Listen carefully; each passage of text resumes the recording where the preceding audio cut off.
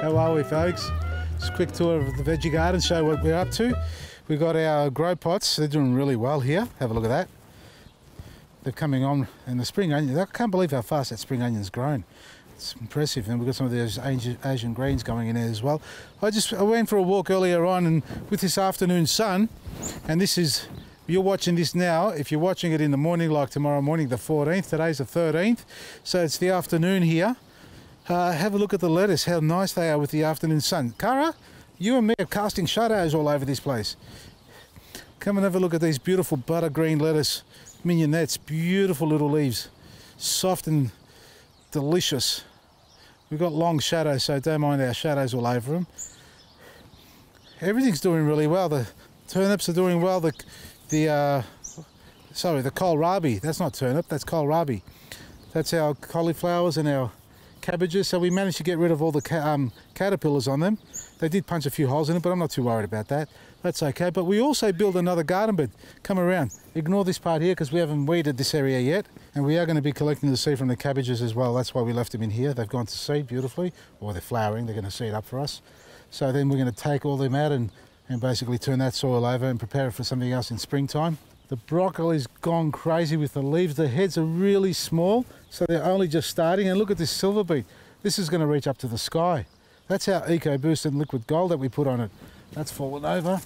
That's okay. We're just going to harvest that. We're not going to keep the stem, obviously, but the leaves on that. How delicious are these leaves? Look at them.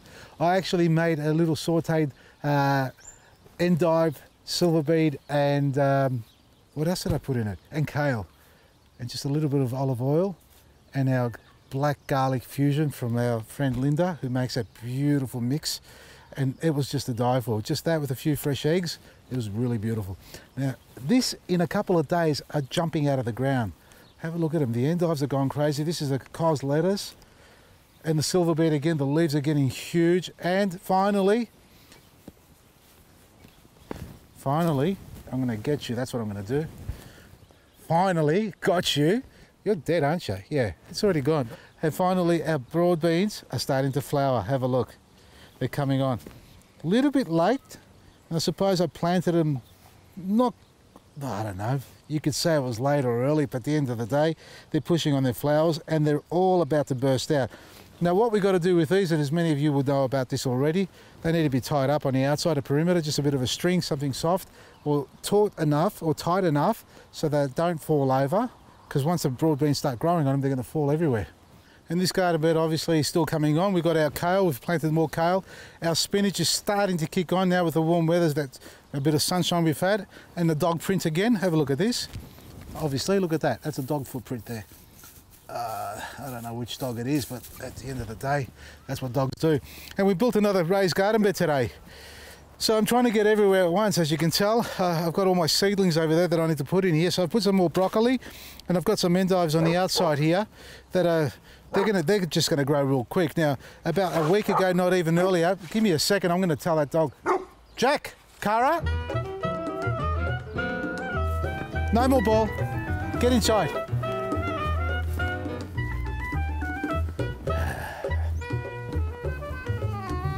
Stay. You all know about my doggies, don't you? Really, come on. For once, I just want 5 minutes. That's all, 5 minutes. And over here we've got our broccoli and we've... No! Stop! And as you can see, this raised garden bed here, I've just finished building this one today. We've got some broccoli and endives in here as well. We've done it exactly the same way as we did that one over there. If you haven't seen us build one of these, search some of our recent videos. You'll find how to build a raised garden bed.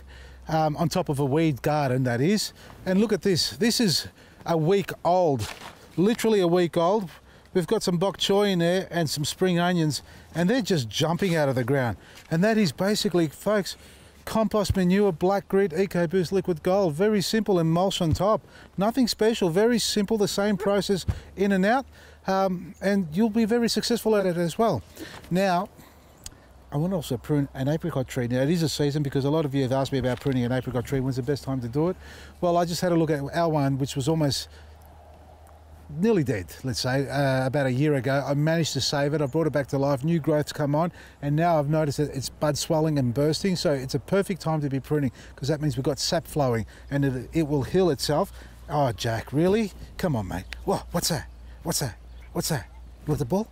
Okay? You want the bull? You want the bull, don't you? You want the bull? There's the other nutcase. Where did you run from? Honestly, what did you run across? Oh, Lord, I'm going to kill you. Stop! Oh! Look at you two. You nutcases. You'd think that I don't play with you. Honestly, you two are spoiled. That's what it is. You're spoiled. All right, here we go. Get away from me. Go and find it. This is the apricot tree, which you could see about a year ago, around summertime or late summer, I think it would have been. It came out because it was on its way out. It was a brink of extinction, basically. And I cut it right back to see if I can push some energy back into the roots and hopefully save it. And there you go. You can see what you have, because this is all the new growth. Literally what's on here left is pretty much new growth, and maybe one or two older branches. Here we've got, that's taken off again. This one's gone. You can see that there. There's no new growth on that. So because you can see the flowers are coming on, we've got the bud swell, the colours coming through, which is beautiful, and that's what we want. That means the sap's flowing through the tree. And now we can come cut the tree back again. The worst thing you can do is cut the tree during the heart of winter when it's cold, and sometimes it gets too cold for them and they go backwards and they start to get diseased, and they don't fruit properly and they start to crack open and all sorts of bad things happen to them. A simple thing to remember is, if you see sap flow in your tree and it needs to be pruned, it's a good time to do it. You can do it later on in the season, but right now is a better time than ever, so at least you can save some of the branches and it doesn't waste its energy growing where you don't need it to grow. Take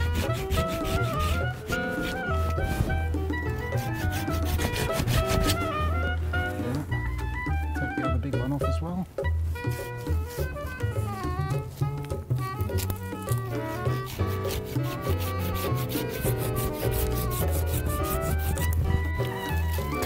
Because they're quite a large branch that I cut off, I'm going to paint those ends off to seal them so we don't get any disease going in there. You might need a couple of coats, let it dry and reapply it. And this is hydrated lime, folks, basically to make a paint, and it's a nice, simple and natural way to seal it. It'll turn white.